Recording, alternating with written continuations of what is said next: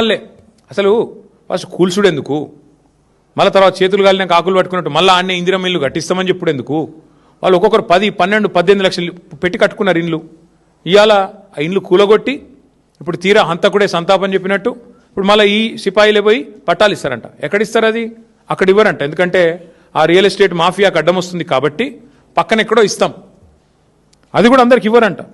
ఇప్పుడు వాళ్ళకు వచ్చిన ఇబ్బంది ఏంటి అంటే మంత్రులకి శాసనసభ సమావేశాలు ప్రారంభం కాబోతా ఉన్నాయి 16 నుంచి. మేము వదిలిపెట్టాం, అటు మండలిలో ఇటు హౌస్లో నిలదీస్తాం, ఉక్కిరి బిక్కిరి అవుతారు. ఎందుకంటే ఇలా రియల్ ఎస్టేట్ మాఫియా భాగవతం బయటపడితే తట్టుకోలేరు. అందుకే ఇవాళ ఆగమేఘాల మీద పట్టాల పంపిణీ నిర్ణయం తీసుకున్నారు.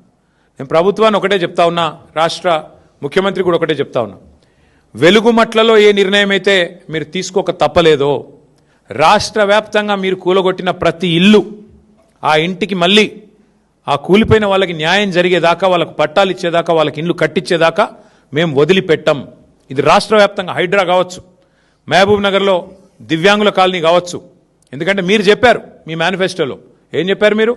కాంగ్రెస్ పార్టీ మేనిఫెస్టోలో పేదలకు అసైన్మెంట్ భూముల మీద హక్కులు ఇస్తాం. మీరు చెప్పిన మాట, నేను చెప్తున్నది కాదు.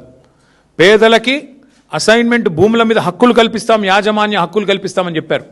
ఇంకా చాలా వాగ్దానాలు చేసినారు మీరు ఏది భూముల విషయంలో.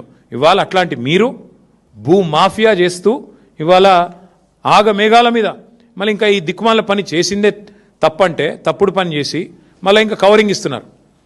ఇంకా విచిత్రం